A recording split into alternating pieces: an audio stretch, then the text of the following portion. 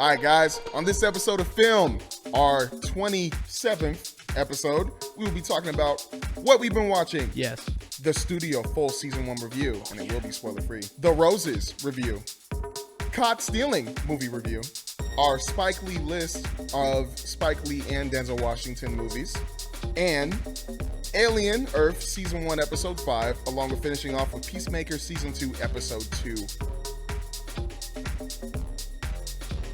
But anyways, welcome to Film, where we break down films in a way anyone can enjoy. Whether you're new to movies or a seasoned fan, you're in the right place. To my left, I got the homeboy, Zay D.B. It's a lot of energy going on, and I love it. Hey, we got. I wish I was able to reciprocate. I'm not all there. I don't know why. I feel like I need to get the energy off, bro, because I'm too chill sometimes. I'm too chill. Yeah. I'm too like. You need to come off as like the guy, you know? That's you. I feel like we still do a good job of. No, yeah, we balance each other out. But yeah. You know, today you're gonna carry us on this pod because wanna know why? I haven't watched anything except for the latter half. So you'll hear me talk a lot in the latter half for all you like weirdos that just like listening to me. But Phil, today's gonna be a you episode, and I can't wait to guide you through this process. All right. So I'm gonna ask you some questions. I'm gonna ask you to sell me on some films. Okay. All right. And if you do a bad job, you know what's gonna happen? I'm not fired. Not that. No, I'm just not going to watch the movies. Nothing bad. Trust me, nothing bad will happen to you. Remember, you're technically the boss here. This is what I got to do, man. This is literally what you were born to do. This is what I have to do. Yeah. I got to put you on these movies. Put me on, bro. So I got you. But first, Phil, what have you been watching? Well, just to get the simple stuff out the way. Gotcha Yakuta. Been watching that. It's been pretty good. Okay. Been a anime that kind of shakes me because whenever I mention it to anybody, it's almost like, it's not like when people say Voldemort and then you're like, he who will not be named. Don't say that name. Don't say that name. Yeah. It's more like once I say it, everybody's like, oh my gosh, you're watching that? Whoa, I love the manga. I love the anime. And I'm like, bro, like everybody keeps saying that whenever I say it. Like it's a really cool anime. It's really cool. I need to watch it. So far I'm at this part where there's this fight with this I forgot, I'm not good with names. I'm really not. But there's this guy, he's a dreadhead. He has this really cool power of just, I call him Freddy Krueger because he kind of gives Freddy Krueger vibes, but he's super creepy. And there's this insane fight with the main character of the show. And they're just going at it. And he finally unlocks his power. And he finally realizes what triggers his power because he's trying to figure, at first, at the start, you're trying to figure out how he can do what he can do. Because what he can do is really cool. Like, he can manipulate different objects into whatever type of shape or whatever type of material needs it to be. And he turns it into a crazy cool weapon. And this one, he turns into like this all-seeing eye that can see his opponent's move before they even do it. It's pretty sick. And I was like, whoa, because I was trying to figure out how he's like predicting all of this guy's moves before he even does it. And then he's like, oh, you didn't pay attention? The eye can see you, bro. It can literally see in the future. I can see you. Yeah, it was cool. So I was like, oh, crap. And the fight goes crazy. And now I'm at the part where homeboy stabbed himself in the heart. And now he's on like this crazy high. And he's like going flash super fast. Okay.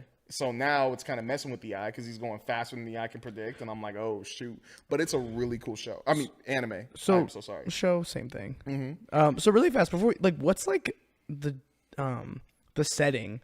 Like, what is it? Like, I don't understand. Like, are you dealing with like more magic? Is it more super abilities? Is it like. I am still trying to understand what it is. Okay, so it's kind of like.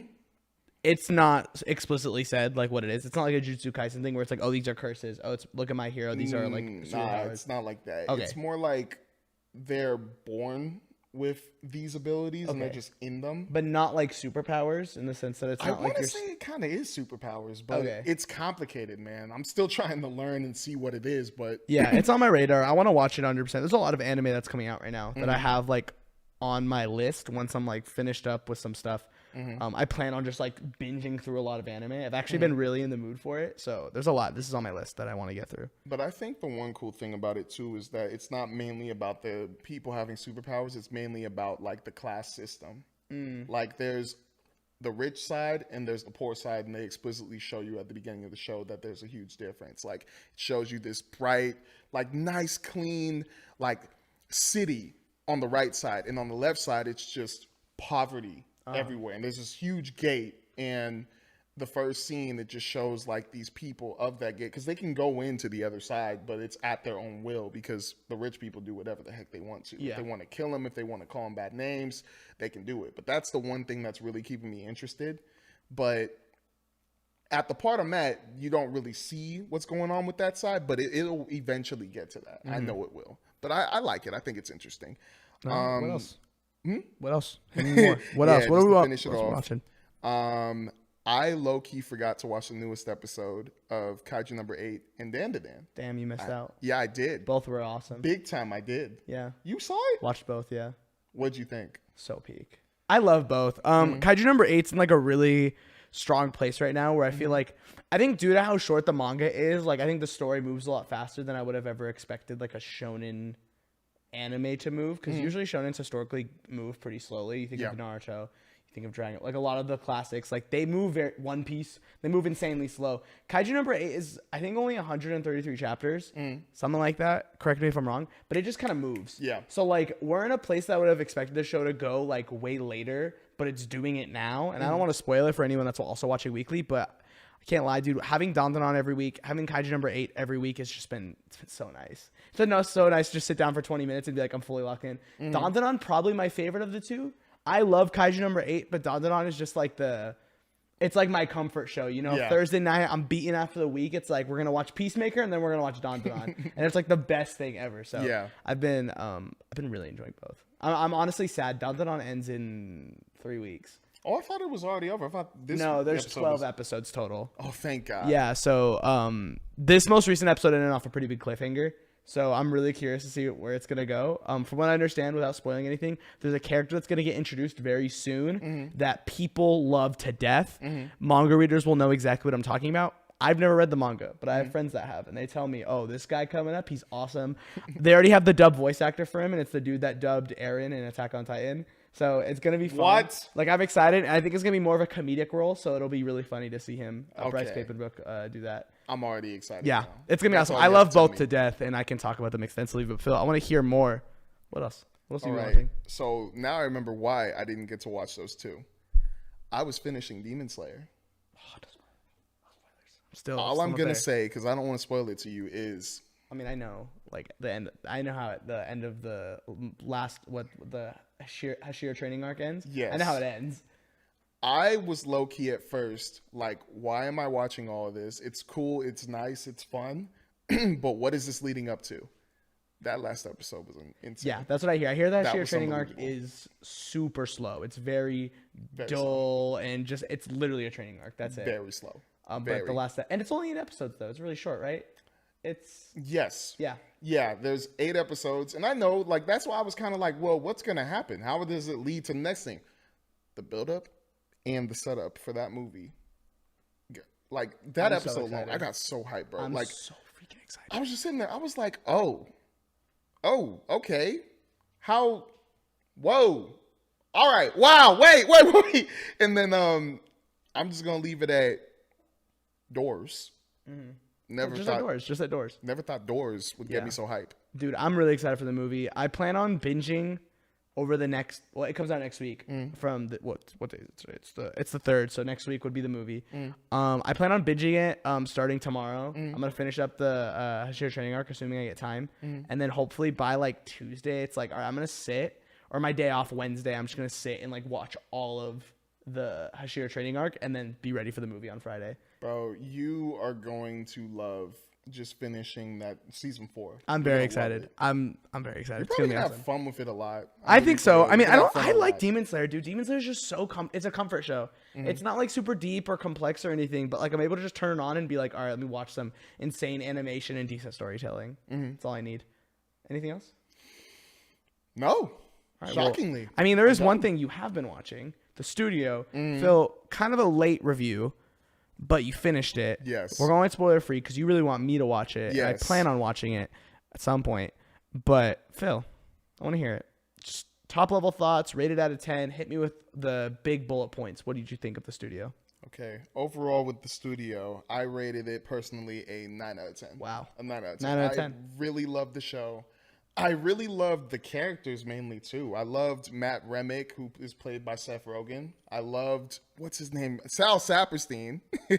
Thank you, by the way. I loved him, who was played by Ike Barinholtz.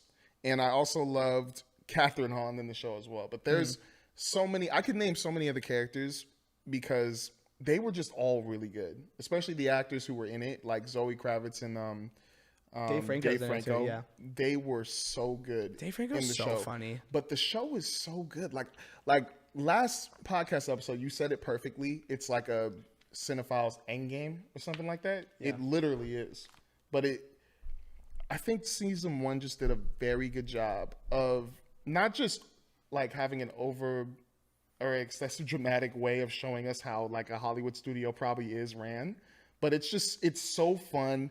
It gets so real, and it's just really good to watch. It's really good, especially I think it's for fans of like any type of movie genre. Yeah. Like it has different aspects of movie genres in it, and I love that. Would you say it does a good job of like giving you a glimpse of what Hollywood looks like, but like in a more comedic way? Yes. Like it's a lot 100%. less like, it's not, is it serious? Like it can be, but it also like, you got to remember Seth Rogen. It's 100% more of a comedy. Yeah. Yeah. Okay. That makes sense. Not 100%, but it could still be. But more real. of. Yeah. It could still be real. But the situations is what drives it. Like every episode, even from the start, from episode 1 to episode 10, you always start off. Well, I think in the first episode, you're still trying to figure out what the heck is going on and like how big is this going to get. And then right when you get the story and get what's happening in that first episode, you're like, holy crap, what's going to happen for these next couple episodes? And then you go to episode 2, you're like, oof. You're going to episode 3, you're like, oh my gosh. Episode 4, same thing. Episode 5, same thing, over and over and over again. But it wraps it all up in a bow in episode 10, and I love it. Okay, so it's 10 episodes total? Yes. Is each episode what, like 20, 40 hour? The first episode, I believe, was 45 minutes, but then everything else was 25 to 32 minutes. Oh, so it's like bare episodes. It's actually really, I was surprised by that because I thought it would be longer, but it's really easy to get And through. filming wise, is it like it's not a mockumentary, right? It's not like they're like doing like the office camera, zoom ins, all that stuff, right? Nah. Is it more like a traditional like multi-shot comedy show? I know there's an episode that's completely one shot. Is it That is the surprising thing about it. Almost all of these episodes were one shot. Oh, really? So it's Yeah. a one. That's awesome. All of them.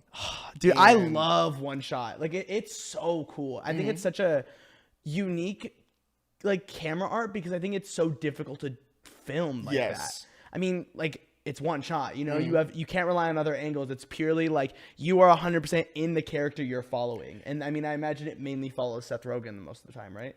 It goes in different areas. That's why I really like it. But with the one shot technique, I don't know if I pronounced that right. I apologize. One to you shot, all. who cares? Just whoever comes at you, you could fight with me. One shot. I mean, sure. they can fight with me. I mean, I'm me. I'm about to say, What's that but supposed to mean? you know what it's about. I'm just playing. I'm a big dude. Yeah. What were you thinking?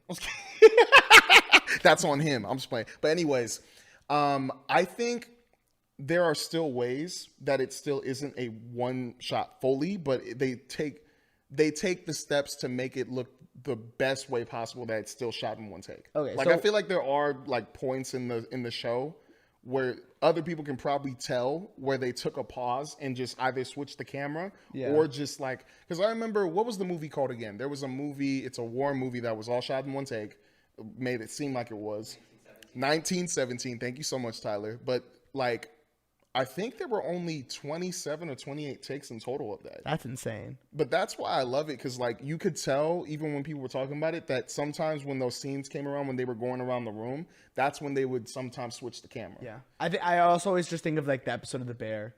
You know, like that's like the one shot for me. Or like video game God of War Ragnarok. Those are completely one shot too. Camera literally never cuts for the entire 50 15-hour, 20-hour runtime. The camera Dang. never cuts once besides a loading screen. Like if you like travel between somewhere, but even in like most cases, it never like cuts. I think the one-shot camera angle, it's that and like the mockumentary style where it's like they're aware that cameras are on, are like my favorite kinds of film styles because they're so difficult to do, and it's just like specific, especially mockumentary where you're like, whoa, that's crazy that the camera's in the room and like they're still able to not show the camera. Yes. You know.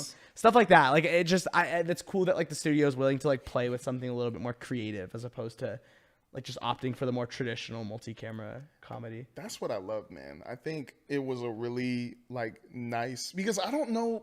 I'm still trying to decide if it still would have worked if they'd done it a different way. Like if they really did shot it like on an action camera type of way where the camera's all like shaky, but still a lot of different angles flashing back and forth. Yeah. A lot of edits to different characters. Like, I think this was the best way to do it. Yeah. I really think it was. What's funny is I think the truth is with like them having that style for it is like, sure, they could have done a traditional style and it probably would have been the same, but the fact that they did something a little different, like makes it feel a little special, you know? Would you say that like performance-wise, Seth Rogen like absolutely kills it? Or is he like, okay, yeah. All of them. I think Seth Rogen doesn't get a good enough rap as just an actor. Like, sure, it's like, oh, he's funny, but like, I think people forget that he's like actually like a pretty solid actor. He's a good actor. Yeah, I love him as an people actor. don't give him enough credit. I think because he is just him, and like it always kind of plays off as, oh, he's just playing Seth Rogen. But like, I think compared to a lot of other actors where that's the case, I think Seth Rogen's like one of the good ones. Like he's just so good at being him, and he's so good at just being funny and being dramatic and all that stuff. I kind of, people get mad at me. I feel that way with Chris Pratt a lot of the time, where Chris Pratt is also great at balancing like drama and comedy. But like, I feel like so many people hate on Seth Rogen, but like seeing him in a show like this that like balances drama and comedy, and he's like actually good in it. You think he'll win? Did Emmys pass already? Can he win an Emmy for this? This is the hard thing for me because if you guys don't know, I don't watch a lot of TV shows. So I'm going to try to watch the shows that were nominated in the Emmys this year. But it's hard for me to keep up. But like just in general, like top level, if you were to take this performance, would you be like, oh yeah, I would nominate that? I would nominate him. Okay, yeah. I would definitely nominate him. I loved him in this whole show. I loved not just how he showed a lot of his worry in certain situations, but even just him as a person was interesting to not investigate, but just observe and watch. Because a lot of the situations that come up, you're wondering what he's going to do and how he's going to do it. And whether it's good or bad, what he decides, I love the way he just acted and executed in those certain situations. Nice. I loved watching it. But it's not just him that makes the show so good. It's everyone in the show. Everyone's just firing. Everyone was so good. The actors, like, you know how you'll watch a TV show or movie and there'll be cameos and the actor or the director, whichever they do, is playing themselves. And it'll sometimes be pretty funny, or you just know it's like really bleak or not like as bleak. Spike Lee. Oh, No, never I was mind. like, did I miss something? Like I was paying attention the whole time. I don't get it. No, you're good. But That was a good one, Phil. But anyways, like in this, it doesn't feel like they're just cameos. It feels like they're literally like in the show acting as themselves, and it's like they're doing a good job of like going with the situation. I loved it. It doesn't feel like just purely a cameo. It's like, oh no, like they're here for a reason. Like they're in this for a reason. Yes. Nice. Perfectly. Dude, you know, I just remembered, and I forgot to bring it up during what you've been watching, because it's not technically what I've been watching. It's what I've been seeing on the social feeds. There you go. So the reviews, so the paper comes out September tomorrow, right? It comes out tomorrow, I right? think it's the 5th. Is it the 5th? Or is it the 4th? Yes. Okay, my bad. Oh, yeah, so it comes out tomorrow. And the reviews are great. It's at a 93% on Rotten Tomatoes. Wow. And Peacock already renewed it for a second season, saying there's like potential for this to be a gem. You know, like this is classic territory. You know what's funny too? We watched a couple episodes of The Office, and we were just sitting there. I forgot the name of the head boss of the whole thing in The Office. Michael Scott. I can't stand him. It's No, you only gotta keep season watching. 1. Oh, yeah, you got to keep Exactly. watching, Mike. You have to keep watching, But bro. he's funny. He's That's so why funny. I'm like, oh my gosh, that diversity training episode was, oh my goodness. Oh, it's a classic. It was making me so like, not just uncomfortable, but just like, I wouldn't work another day with this guy. So turn it out for a second. when they were doing the second season, they like actively reworked Michael Scott's character because they were like, oh, like we didn't do a good job of making this guy likable. Like he actually just sucks. Like he's an awful dude. So like as you see his progression through like second, like through the rest of the show, like the second season, like he like kind of, he's a little bit more toned down, but he's still the same dude. Like he's still crazy and stupid and annoying. But like as the show progresses, like there's like maturity and like he's still him, but like he has little moments where it's like, oh, like he's a good dude. He's genuinely a good dude. Yeah. The Office balances that perfectly. And those creators working on something new that's like in universe, but like it's just like it's just doing another mockumentary style show. Like I literally couldn't be more excited for. I saw a lot of slander on the interwebs. People saying like, oh, people can't come up with any more creative ideas. Here's what I have to say to that. I actually think it's like that's like an incredibly dumb take, as bad as that might be to say, because it's like mockumentary style is a genre. Yeah. You know, like that's not like a bad. And they're like, yeah, but it's because it's an Office sequel. Well, it's not an Office sequel. Like it's completely original characters. It's the same style with the same creators. If any other creator were to do something like this, it'd be like, oh, slam dunk. Like we're in. They're doing a new thing. But because it's the legacy of The Office, like people are like, oh yeah, like this. There's no way. I mean, like I think of this is just like a me world thing. The creator of Superstore, Justin Splitzer, I forget his name. He's doing another show called St. Dennis Medical, which is like another like comedy that takes place not in a supermarket, but instead in a hospital. No one was saying, oh yeah, we don't have any more creative ideas. It's just like these creators are gonna do what they're comfortable with, and they make comedies, mockumentary style comedies. So why wouldn't they just keep doing that with a new cast? Like that's fine as long as they're giving us original stories. And it sounds like The Paper is doing that. You know, there's no like, oh, this is the Dwight Schrute character in The Paper. Or at least that's what it didn't seem like in the trailer. That's what I'm not hearing people saying it is. There's not that Jim character that's like, you know, the super likable, like he's just messing around. There's not the Michael, like the boss, the head boss isn't Michael Scott. He's like a completely different dude. And like, to me, that sounds like creativity. To me, that sounds exactly what like those kinds of comedy shows should be. Sure, you're gonna have the same stereotypes usually around those shows, but like stereotypes are stereotypes, you know, like those are usually just inherent. But like it's nice to see that like The Paper's doing so good because people were so quick to hate on it when they dropped the trailer, and I was sitting there like, dude, I'm just hoping this is good. Like I just need more of this kind of style of TV because I love TV comedies, and I love specifically mockumentary style comedies because they're just like. They're so fun to watch. I don't know. There's something about camera zooming in that I just find so funny. Like when they're like characters doing something stupid, you just zoom in. But yeah, I just want to talk about The Paper for a second because I'll 100% give a review.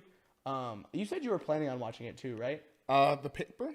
Yes. Yeah. So we'll 100% do a review next week. I'm definitely going to want to talk about it, but it's like, I'm just happy that we could probably finally shut up these haters. When all these haters hop on, they'd be like, yeah, it's so good. You know how haters are, bro. Yeah, I know. And I should have given, but I just thought it's an interesting topic. Like, I'd like to know what, like people at home think, you know? Like, is it bad that we keep getting these, like, mockumentary style comedies? Or, like, are you like me that loves them? And literally, I could watch this genre for the rest of my life. Dude, Abbott Elementary is literally one that's coming out that is everywhere, that everyone loves. I really like Abbott Elementary. It's not my favorite. I really like that show, though. And I'm so excited for season 5. Is that what season we're on? Yeah, season 5. I'm so excited. So like, keep making that. Keep making this. Keep making all of it. I'm in my best life right now. I'm in my best life. So. And then it's called The Paper. Yes, The Paper. Got you. The Paper comes out September 4th. I think it's like 10 episodes, 12 episodes. Believe 10 episodes. And they're dropping all at once, right? And then it's on Peacock. Yes, it's on the cock. So stay tuned. Go on the cock, you guys. Sorry. I had to say it. Anyways, let's move on, Phil. One update on because we were talking about the Emmys. So the Emmys are next week. Yep. 14th. The studio has a record 23 nominations. Woo! Oh yeah, okay, that makes sense. So if you guys didn't hear, Tyler just said Emmys are next week. I didn't know that. I'm so tapped out. But you said the studio has 23 nominations. So yeah, I guess it does deserve it. So maybe I will have to watch it. It's so good. It is so good. Dude, honestly, I imagine okay, I'm changing the order because I have a good transition. Okay. Let's do it. The studio is probably gonna steal a lot of Emmys, you know? And I'm not gonna lie, we're all gonna see it coming. I guess we could say we caught them stealing some Emmys. Phil, you watched Caught Stealing. I wanna hear a review. 1 out of 10. We'll go spoiler free.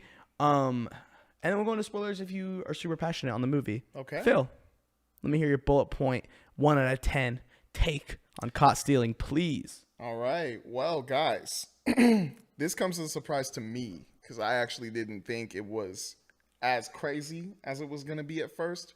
But I'm giving it an 8 out of 10. Wow. I'm giving it an 8 out of 10. And That on- movie surprised the heck out of me. On your scale, that's like That's good. great. That's good. That's, well, you know what? That is great. Okay. That is great, especially for this movie. So we've all seen the trailer whenever we've gone to the movies over and over again with Caught Yes. Stealing. Seen it too much. You all probably love it. I liked it, but the thing I liked about that trailer is when you watch that trailer and when you watch the movie is different. And I think it's because the trailer did a good job of showing you that, hey, Austin Butler is going to be in a situation. And he's hot. And it's because his friend messed him up. But it gets it's way crazier than that. And it low-key wasn't as funny as I thought it was going to be. And that's a good thing only because it was funny and serious at the same time. Good balance. But it got way more serious than I expected it to be. Mm-hmm. Austin Butler did a very good job in that movie. I felt bad for him, and I did not expect myself to feel bad for him. I thought it was going to be a happy-go-lucky, like, oh, yeah, I work in a bar. I love the Giants. Oh, no. I accidentally got some information on me that somebody else wants. Oh, they're coming after me to kill me. Bro, what did you get me into? But no, it was way more than that. Way more. And I really loved it. I loved the way it was shot, too. And another thing I didn't realize, and I was so stupid, Tyler pointed out for me, at the beginning of the movie, it says it's in 1998. I didn't know it was in the 90s the whole time until You were at like, the end of the movie. why aren't they just using the phone? I was shook. I was like, wait, that's Barry Bonds in a Giants uniform on TV? This is in the 90s. And then Eureka! I figured it out, guys. Nah, I was so stupid because at the beginning of the movie it said 1998 at the top, and I didn't see it. That's so funny. I felt so bad. I love the idea that you pieced that together in the movie. You're like, guys, I think I figured out the twist of the movie. Nah, that's not the twist. They can't use their iPhones. That's not the twist. But the story that was given throughout the movie was really good.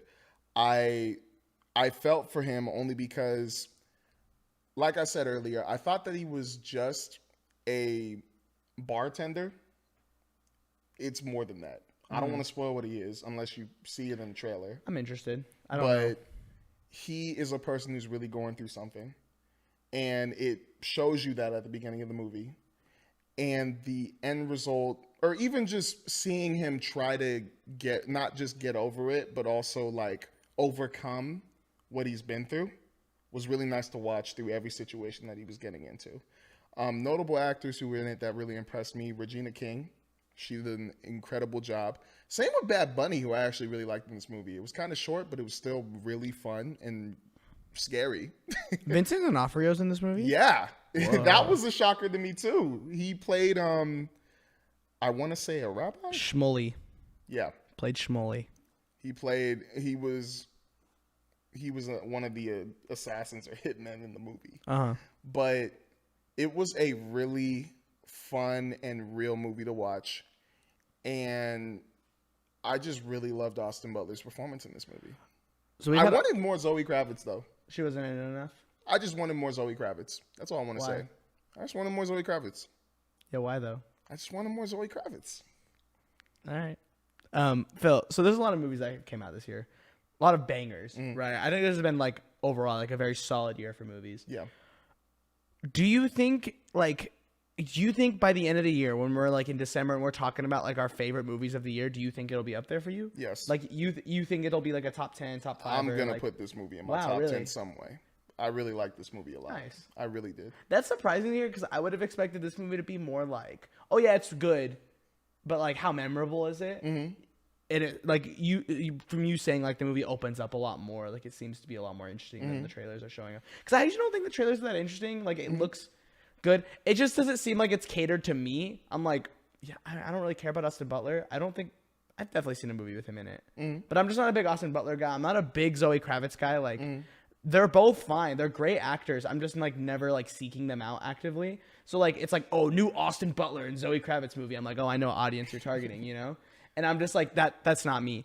But I mean, if the movie opens up in the way you're saying, then maybe it's a lot deeper and it's something I should probably check out. Is what you're saying? Let me ask you this then. And I'm now asking Izzy a question. Turn it on me. What are your expectations for Caught Stealing before you watch it? I mean, my expectations. What do you think it will be? You know what's funny is maybe the marketing has done such a good job of just it not showing me anything. I guess I kind of just thought it was gonna be like here's like a decent what kind of, I don't even know. Can I be honest? I have no expectation. I have zero expectations. I kind of just thought like the trailers looked okay. Yeah. And like that was kind of it. Were you kind of in a similar place as I was? That is exactly where I was. Okay. I was thinking once again it was going to be a fun wild goose chase with Austin Butler and Zoe Kravitz just trying to get away from these very bad people because their neighbor got them into this stupid, bad, terrible situation. The doctor. Who was also a very good actor, and his character was really... Russ. He was really good as Russ in this movie. Really good. But I really enjoyed this movie. I really did. And I am going to do my best to get it on my top 10. There's going to be cuts. There's definitely going to be cuts. I love the Letterboxd description for just like the first sentence. It says 2 Russians, 2 Jews, and a Puerto Rican walk into a bar. Yes. Wait, so that's like a thing in the movie? That's what no. I just remember reading that. Oh, okay. I was like, that's so funny. That's a good way of not like fully explaining what's going on in the movie. Yeah. But also it kind of does happen. Yeah. Isaiah, do you have watched Uncut Gems? Never, but I've always wanted to watch Uncut Gems. It's very on vibe with that. Okay, so like similar vibe to Okay. Yeah. All right. I will say yes. This is something we'll now do on the pod whenever I don't watch a movie. Phil, this movie's officially on my Letterboxd watch list. So let's just keep it. Set the tone. Every time there's a movie on my Letterboxd watch list, you know that means I might watch it. There we go. We got the first one. Yeah. Got the first one up there. First one. All right. Hey. 1 of 1. Would you say that after you watched Caught Stealing, you were just smelling the roses? You're like, wow. Oh, yes, I was. I'm feeling good right now. Yep. I'm feeling good. Phil, you watched The Roses. This being a remake to another movie. War of the Roses. War of the Roses. Never saw it. Okay, you've never seen it. I've never seen War of the Roses. Okay. The War of the Roses. So funny enough, I never heard of this movie until we watched Fantastic Four at Comic-Con, and the guy I was sitting next to was like, "That's already a movie," and I was like, "Really? Like, what the heck?" He's like, "Yep, I won't watch this because it's already a movie that I guess is decent, but the streets are saying The Roses are good." Phil, what do you think of The Roses? I really enjoyed watching it. Okay. But I did give it a 7 out of 10. I did. 7 out of 10, Phil. You hated it. No, I didn't. Did I say I hated it? You said 7 out of 10. That's awful. 7 out of 10 isn't awful. Who would ever watch a 7 out of 10 movie? I'd much rather watch a 9 out of 10 You know movie. why? Because I'm going to put you on. Oh. You know why? Why? Because Benedict Cumberbatch, Doctor Strange, is in it. Can I be honest? Actually, I really wanted to watch this movie, not for him, but I wanted to watch it for Andy Samberg. I love Andy Samberg so much. Oh, man. This movie, watching the trailer, I had more appeal for this trailer than I did for Caught Stealing. Only because I love the fact that this is a couple who is obviously going through something, but they're just extremely toxic to each other. I know that sounds bad. I know you all are like, funny. Why would you watch that? Why would you watch a toxic couple? It just seems like a great comedy. And I kind of expected that they're probably going to be okay. It's just going to be toxic for that second because a lot of those rom-coms or whatever, the crazy dark comedy type movies with this end up like that. But... And now really fast. Sorry to cut you off. Go for it. So, with the hit new Letterboxd Isaiah watch list thing that we're doing, this movie's already on my watch list, so... Oh, there we go. 2 for 2. 2 for 2, ladies and gentlemen. 2 for 2. 2 for 2. Hey, Phil, you put me on. Come on. So please don't spoil this movie because I actually do really want to watch this movie. Got you. So I'm going to keep it like this. The trailer does show, sell them on being a toxic couple, saying some crazy stuff to each other. But once you watch the movie, it gets way more toxic than you think and way funnier than I think. There's nothing like a toxic relationship, you know? Yeah. Nothing like a toxic relationship. In movies. Yeah. Don't bring that stuff to me. Well, no, it's just fun to watch. I'm cutting it. It's so like in a movie, it's just like you're in a comfortable place, you know? It's like a roller coaster. Yeah. You're in a roller coaster. It's like sure you're like about to die, but like you're not going to because you're safe. Yeah, like you Final know? Destination. But it like gives you that thrill. It's like when you watch a toxic relationship in a movie, it's like, oh, I would never want to be a part of this, but watching this is so much fun. Yeah. You know, like I'm getting It's entertainment. Exactly, it's in entertainment the worst way possible, which is why reality TV does so well. I should tell you, all you toxic people out there, you're fun to watch. Anyways, Phil, continue. Imagine there's just a couple like unsubscribe. They're stewing right now. They're like, what is this guy talking about? We're not toxic. Imagine the girlfriend's like, well, why are you unsubscribing? He's calling us toxic. How do you know we're toxic? I'm just kidding. But with the Roses, it was very fun to watch. And Andy Samberg and Kate McKinnon, I apologize, were also really funny and fun to watch in this movie too. I'm sold. Just to keep it spoiler free, the ending was the part where I was kind of a little iffy on, but I still think it worked for the movie. Okay. Because for what it was and how it was going, it kind of needed to end that way because it just seemed like it needed to do something a little bit different than others. But I still was like, I don't know. I feel like there should have been a little bit more here. But overall, I'm going to say it works for that movie. Nice. That was the only other thing I wanted to say. Cool. But yeah, go see The Roses. I want to It's watch it. it's a That fun one I time. do want to watch. Again, mainly for Andy Samberg. I love you. We'll get him on the podcast one day. I love Andy Samberg so much. I think he's so funny. Also, Olivia Colman was really good in that Dude, movie. Olivia Colman is was like popping really up in funny. things. Or I mean, I know she's always popped up in things. That sounded really stupid. But like Olivia Colman, like everything I've seen her in, I'm like, yeah, she's a really good actress. So I want to watch this movie. The whole The time cast is just really good, I think. The whole time I was watching it, I kind of was trying to figure out what else she was in because I recognize her face, but I Bear. don't remember what movies or TV shows she was a part of, which was really crazy to me because I was like, I feel like I've seen her before in like a lot. She's in a lot. It says 133 projects here. I was Yeah, like, whoa. she's in a lot. But yeah, the Paddington Roses. and Peru. The Bear. Oh my Yeah, gosh. she's in The Bear. She's Chef the- Terry. Yeah, she's the chef that like. Wonka. She's Mrs. Oh. She's in a lot. But yeah, I want to watch The Roses. I'm definitely gonna check it out. Secret Invasion. Boo. All right. Puss in Boots: The Last Wish. Mama Bear. Oh, I would have never. Oh yeah, huh? She was Mama That's Bear. pretty funny. Phil, this weekend, right? Out of 10 for movies, what do you think? Out of These 10 two for movies? Yeah, how we feeling? How are you feeling walking out of this weekend of films? Because you go once a week. You're Yeah. always there. So in comparison to other weekends, how we feeling after this weekend for movies? I'm going to say it was a solid 8 out of 10. Solid 8 out of 10 I week. enjoyed going to the movies this week. You know what that means? Y'all should go to the movies. Yes. I'm a hypocrite. I think we've established that. I'm so much of a hypocrite. But you guys should go to the movies. Hey, he's a busy man. He got a job. Yeah. JOB. Anyways, support us and then I'll quit my job. Please. Yeah, please. give us money and I'll quit my job. Like, subscribe, and follow, please. Anyways, Phil. By September 22nd. Tyler, how are we looking on time? I got like another 20 minutes of break. Okay. Wow. Then you know what? Let's move straight into a legacy director, a well-known, Mr. Renowned, known for directing the 2K16, My Career, Story Mode. Phil, Thank you so much. what? When did we plan this? Like a month ago, maybe? Yes. Me and you sat down. We were like, yo. You were like, Isaiah, you've never seen a Spike Lee movie? And I said, no, I've never. And you said, all right, let's do a top 10.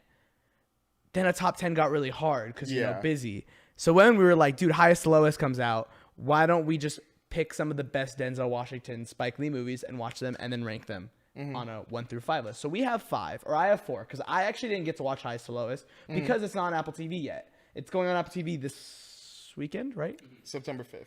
So I will watch it then. I won't promise that I'll watch it this weekend, but I'm definitely going to get to it. Let me add it to my watch list. Hey, guys. Hey, Letterboxd watch list. 3 for 3! That one we are going to 100% watch, especially after doing this because this was so I'm much 100% fun. right now, bro. Phil, let's do this. Let's hop straight in. First and foremost, let's hit with the movies that we did watch, right? Malcolm X, Mo Better Blues. Yep. He Got Game. Yes. And Inside Man. Yes, sir. And then Highest to Lowest. Highest to obviously, is lowest. the fifth. For me and Tyler. So, Phil, we're going to start. Who wants to start? Me or you? Actually, I don't have my list up. Give me 1 second. I mean, I remember I said it's pretty I'll short. start. I got you want to start? All right, I'll Phil. start it. Okay. Actually, no, Phil. I'm sorry. I don't want to start yet. Okay. What is your legacy with Spike Lee? What is my legacy with Like, Spike Lee? like, have you seen most of his movies, all of his movies, some of his movies? Are you new to him? Have you always watched Spike Lee movies? Like, is he one of your favorite directors of all time? Like, who is Spike Lee to you? To me, he's a legend. He's a legendary director. I have seen a couple of his movies at the start before when I was a kid. Yeah. And then I watched more later on. I feel like a kid probably shouldn't be watching a lot of these movies. Hey. Yeah, Black like that's what I'm family, saying. black No, like that's movies. what I'm saying. Like I'm just like, yeah, no, like actually no, but there's a lot of boobs. Hey, a couple of them actually were pretty good where it didn't get too bad. Like I remember as a kid, I watched Crooklyn on an airplane. Crooklyn was really fun to watch for me. One of the scenes gave me a little nightmare for a second, only because there was a scene of the girl taking off in a chair. And for a second, I thought like because I used to get scared of a lot when I was a kid. So seeing her crying in a chair going up in the sky was like, well, why? What's going on? But you explained that, and that sounds so funny. It was Like, scary yeah. as a kid. I was like, Mom, like, what the heck? Why is she going away in the sky? Because I was thinking flying is cool, but she's crying. And I was on a plane, and I'm sitting in a chair like her. Yeah. And I'm like, should I be crying too? Because I'm going up in the air. What's your favorite Spike Lee movie? My favorite Spike Lee movie. That is a very good question. Is it one of the movies that we watched? You don't have to say it if it is, but just say that. Yeah, it is one of the ones on the list. Actually, no. Ooh. I think one of them is off this list. Okay. Which one would you say is your favorite? Off the dome. I want to say Black Klansman. Black Klansman. I want to say Black Klansman only because that one was a really. Who's that with? John David Washington, I believe, and Adam Driver. Really, Adam Driver? Yes. Oh, And Black Klan as in KKK. Okay. Yes. Do you know what that movie's about? KKK. I'm assuming. Well, it's about John David Washington. He's a cop, same with Adam Driver, and they are trying to infiltrate the KKK. So That's pretty John funny. David Washington, he calls the KKK and registers himself part of the KKK, but then Adam Driver is the person who is the body going in That's as so John funny. David Washington. I forgot the characters' names, but Is that a comedy? Well, did you ever see Like that a dark meme? comedy? I guess you could say that, but it's very serious at the same time too. But did you ever see that meme with Adam Driver like shooting the gun and then yelling the N-word? Probably. That was I've the probably scene, seen and that was one of the scenes in the movie. Yeah. And it's crazy because you're like, whoa, was he acting? I was kidding. Yeah. Was he acting? Probably not. Nah, but just like Leonardo DiCaprio and Django. No. Oh, you have an actual one. Oh, wait, no. It can't. You know what? I'm gonna keep it at Black Klansman, but just because I want to confirm that he direct. No, he didn't direct that. He Never did. mind. He did. Never mind. Change that. I'm keeping with Black Klansman. Okay, I was gonna say he did direct, but I thought you were talking about Clemson. I was thinking of something else. Yeah. So for me, this is my first time ever watching a Spike Lee anything besides the NBA 2K16 my career like story mode. It's the only thing I've ever seen of Spike Lee. I've always heard the name. I just like never watched any of his movies. I don't think any of them were ever like, I mean, growing up, I was never a big movie guy. So I think like as a kid, obviously he was never making any movies that were like catered to me, you know? So I just like, I never seen anything of him. So when we talked about it, you were like, you've never seen him. I was like, yeah, but I can't think of any time where I would have, you know? But I'm really glad we did this because I've watched some freaking excellent movies. I don't think what I'll say without spoiling my list, and I imagine you would agree. I don't think I watched a single bad movie. I saw some movies that were I could think of one, and it'll be like my number 4 that I was like, oh yeah, this was good. Not my favorite, but it was good. But like everything else, like wow, holy crap, like these are great movies, and I'm excited to talk about it. So Phil, What do you think about his like directing style so far? it's weird. Like I like it. It's like almost like standard. Like it's like he mixes like traditional camera work and stuff with like more like he has a lot of weird camera angles. Yes. There's one specific one in Malcolm X where early in the movie it's like they're pretending to shoot each other. Malcolm and Shorty. No. Yep. Yes, Shorty. Yep. And he like lands on the floor, and it does like a super weird like it's like right in his face, and it Yes. lasts there for way too long. Stuff like that. Like he has a very unique style, and I like that. It's cool. I liked it a lot. But Phil, let's get to our list. That's what the people are here for. Phil, what's your number 5? My number 5, and it comes to a shock to me because I actually really do love this movie. He's Got Game. He's Got Game. He's Got Game. Why? Obviously, I love it because it's a story about basketball, and you have Ray Allen playing Jesus Shuttlesworth. Which, by the way, massive surprise to me. Yes. I was surprised I didn't know that because, so when I watched it, I was like, dude, that guy looks familiar. Like, I don't know why I know him. Like, I don't think I would know him. And I looked at him like, Ray Allen, like the basketball player? Yeah. So I Googled it, I'm like, Ray Allen, like actor, like just to see if it would like be different. And it was the same dude. I'm like, that is the weirdest thing ever. Yep. You know another cool thing about that? They in the NBA they call him Jesus, right? They did a custom jersey and Yep. yeah, my brother told me that. I didn't know that. It's so cool. Another crazy thing is Kobe Bryant was supposed to be playing Jesus Shuttlesworth. Really? Kobe Bryant was supposed to, but I think this was at the time when he was trying to compete for a championship and everything, where he was too busy. So Ray Allen was the next up. And then I think there was an interview where Ray Allen was talking about it, and he's like, oh, well, I'm kind of sad I was second up, but it's second up to Kobe. Like, that's Kobe Bryant. So, I mean, that kind of got to feel honored. Yeah. It's not like they called LeBron next. But it's a very, like, it's a good movie, but I just feel like the other ones above it just place it a little, like, story-wise, I like it a little bit more. Because with this, I like that Denzel Washington plays a father trying to get his son to go to a specific, I believe it was high school or college, in order to free him, to get himself out of like jail. But the Suicide Squad, just the plot of Suicide Squad.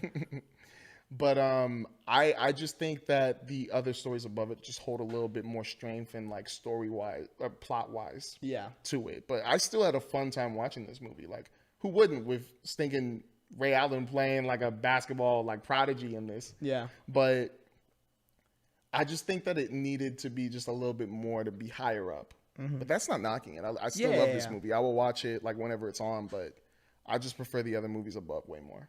All right. I'll give my number 4, which is technically my bottom. Mo Better Blues. This is the one I didn't like love. I like kind of just thought it was good because I was sitting there, I was contemplating, I'm like, okay, I'm not like rocking with this movie too hard, but like I don't think it's bad. Like I wouldn't say it's like under 3 stars. I give it 3.5 stars on Letterboxd. I logged it 3.5 stars. I'm like, so it's like a 6, 7. It's like a 7 out of 10. It's a really good movie. I just think like plot wise, I think the switch up happens a little too fast. Like the ending is really good, but I didn't think the build up to that was as strong for me, where it kind of just felt super sudden. And I was like, oh, like, okay, he finally realizes he's an awful dude, you know?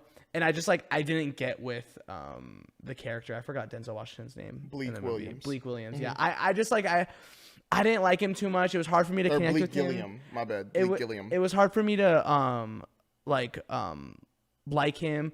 I couldn't connect with him in a way. And then when when the switch up happens, it's like, okay, now you like really should like get him. I was like, nah, like he's a bad dude. Like I don't really like. I didn't like it. I don't know. It's a good movie. Great performances all around. The music is so good. Yes. It's so damn good. But I just think the overall plot wasn't the best. And I think it needed to maybe be a little bit longer, or like maybe like start having his development more so in like the middle of the movie. But I think like the change really happens within the last 30 minutes. And I was just like, yeah, I'm already kind of like checked out on this, you know? So I think it took a little too long to like hook me. Yeah. But just to add on to what you're saying, because my number 4 is Mo Better Blues. Oh, cool. Yeah, that I was liking the movie, but I didn't feel like it was still going to that Yeah, next step exactly. for me. Yeah. But that's exactly why, because it was going to go to an 8 out of 10 until that switch happened that you're talking about. Because correct me if I'm wrong, you're talking about the switch when he finally realizes that he's in love with, I forgot her name. I believe it was, I know you're talking about. I forgot the name, but yeah, like he realizes like, oh marrying. yeah, I was selfish. I was dumb. I was super egotistical, and like I was dumb to try and like date 2 girls. Yeah. And then he like realizes, no, you're the one like I love. Like that's what I was talking only about. into her because of like the jazz interest and her being like a talent or whatever. Yeah, you know? but that's why it was just it ruined kind of the movie for me. Because, Oh, really? So that switch up kind of killed it for you. well, because I feel like you can do something like that, but I feel like the situation, the fact that he lost everything and now it's all like, oh, you're now my everything, was kind of like, oof, I don't know. Yeah, feel I don't like that plot too much either. I feel like maybe it would have been better if he actually was successful, but he didn't really feel like he really made it. He didn't really feel like he was like, oh, didn't feel what's missing? fulfilled, Like, yeah. I feel like it would have been better if it's like there's a hole in me. And then he has this really big performance, but then he skips out on it to go talk to her. That, I feel like that would have been way better to me. Because then it would have been like, oh, this is really like, I don't know how to phrase it, but I feel like that would have just made a better impact on this movie. Yeah, I think him like losing everything and then him realizing he loves that girl just kind of came off to me as superficial. Yeah. Like it's like, oh, like you really needed to like you like look, it's a common thing to have a reality check, and I think it's normal in real life too, like reality check, and then you realize what you really want. Yeah. But I don't think this movie did a good job of that. I don't think it played well. I think especially because of how the character acts, there isn't like little moments where you get where like, oh no, he is kind of a good person. He kind of, except when he like gives money to his friend. Oh yeah, you talking about Giant? Yeah, but even still, the whole time he's like, "Oh, but you're still dumb, and I like you're a loser, and you're like he's not a good dude." Yeah. And like that twist happened just immediately, and I'm like, all right, like I didn't get to see that development more, and I wish they like played with that a little bit more. I think he was still a pretty good dude. It's just that he was so like involved with himself still. Like, and I know that sounds like a bad thing, but like when you're trying to like play music and do what you're doing, especially with the group, he was still trying to watch out for the group. It wasn't just like for himself. It's just that he was really involved with himself and he was really not listening to suggestions sometimes, but it was mainly from Shadow. I still can't believe they called him Shadow. That's funny. But I liked Wesley Snipes in that role. But I think the lesson is like not just like to realize what you truly love and also like realize who you are, but also to listen to those around you. Like I feel like he had a lot of good people around him, but there were a lot of He was times just blowing him off. But like that's what I'm not saying is like, entirely. yeah, but like yeah. it was very played off. Like you know what I'm talking about. You know, like and I don't know if like Denzel Washington's performance just didn't like work with me super well, where I couldn't tell that he was like maybe getting it mentally, but the way he was responding was like aggressive. Yeah. It kind of just felt like, oh, you're just responding aggressive and you're not listening to anything. You know, and then it's like, oh, now all of a sudden you want to switch up. And like, Yes. that's what I'm saying. Like I didn't like that, and I don't think it was not my favorite movie. Again, music is great. Yes. Visually, it's actually really good looking. Really I good. really like Looks it. really good. I just don't think the story was that great, and I think it's compared to the other three, like I just didn't resonate with it. I did like the start and the finish of it when him as a kid talking Yes, to his I friends, liked that going like, too. I And can't the go difference- outside, and then his son is once again. I like how it's his son, or it's the same kid at the beginning who plays his son now. Oh, I didn't even notice that. That's pretty cool. And I just love how it's the same thing, but now he knows, like, he learns, yo, yeah, you're finished up. Go play outside. Because he wants his son to have that choice of, like, really just have fun, be in the moment, instead of just, be like, a kid. Play. I agree. I did like the ending a lot, and I thought it was a cool callback. I just wish the middle stuff was a lot better. Yes. But yeah, are we good to move on to the next thing, Tyler? Or all right, so this is what we're gonna do. I have to pee. So we're going to do our annual cut.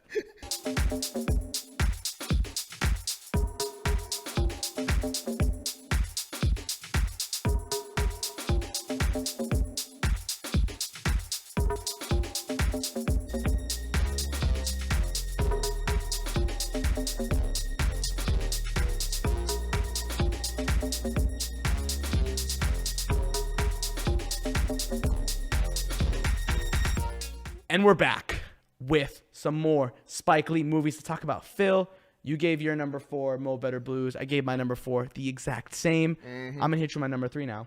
And we kind of just had ours flip-flop. Yeah. Mine's He's Got Game. Wow. I really like this movie, actually. So I'm very critical on sports movies. Sports movies tend to be very cliche and just like, oh, yeah, he's going to hit the three-pointer at the end of the movie and everything's going to be okay. This movie is very different because it's not a traditional sports movie. It's not like a, all right, the team's it's not like the team starting, they're the worst team ever and they're going to build up and become the best. You know, it's here's the guy, Jesus. He is the best. He's the GOAT, and everyone's bothering him about what school he's going to go to. Yep. All to lead with this like relationship with his father that I think builds out like very well.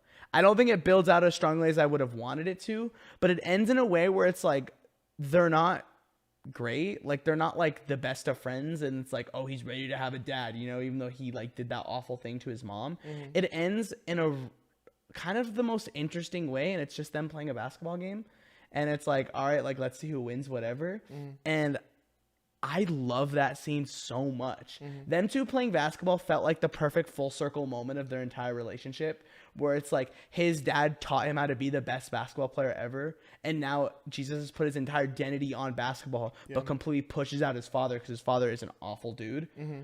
To then come back and have them play basketball again, and it's like the exact same thing, but now the roles are like kind of reversed, where Jesus is getting into his head and he's like, yeah, like you taught me how to talk like this, so I'm gonna talk to you, you know. And I just thought it was perfect. Like I was like, this is literally excellent. Like I freaking love this. And I think it does a good job of humanizing Denzel Washington's character of like, yeah, he did that like awful thing and like killing his wife, even though it was very obviously an accident, still like he killed his wife. But like they do a good job of showing that he's not a bad dude and that like he's a guy that cares, and the way he helps that one girl that like that's like getting abused by the dude, and the way he cares so much for his daughter and all these things. Like it's the little moments for me that really show how great of a character he is, and then that reflects on the people that Jesus surrounds himself with, where a lot of the people Jesus surrounds himself with aren't good people. They're like, but like they come off as good people, but they're super selfish. Think about like the girlfriend, right, who's like, yeah, Jesus, like I love you, whatever, but then at the end it's like, well, I was looking out for myself, like I don't care about you, you know. But the dad never liked that at all. Denzel Washington's character, he's always looking out for his son, you know. Sure, there's the I need to get out of prison, but he literally says like, you can reject this, I'll stay in prison, but like let me try and help you. And I just thought it was a great movie. I'd give it like a 8. I really liked it. I think I gave it like a 3.5 or maybe a 4-star on Letterboxd. I could double check that. If you gave it an 8, it would be a 4-star. Yeah, I can't remember, but I really like the movie, and I think my only like gripe with it would be, I think it's another one of those examples of, I think the pacing is kind of weird. It's like slow in some parts, fast in some parts. It's like development doesn't happen until all of a sudden it does. It feels like Mo Better Blues, but I think I liked this movie more, if that makes sense. Does that make sense? Yeah, I love this movie. I actually think this is one of those like classic sports movies, and I'm surprised I've never heard of it. I told it to my brother, and he's like, "Oh, I've heard of it. I just don't know what it's about." I literally told my brother, Anthony hasn't seen it. That's exactly. I literally told him, I was like, "Dude, I'm surprised you've never seen this movie, and I think you would love this movie. It's such a good movie. I think everyone should watch it. It's up there with like I think Coach Carter for me too. Like I love Coach Carter. Coach Carter is the #1 sports movie for me. Yeah, it's nothing. But like this movie, I was like surprised with the quality, and I was like, yeah, dude, this is a really good movie. I really enjoyed it.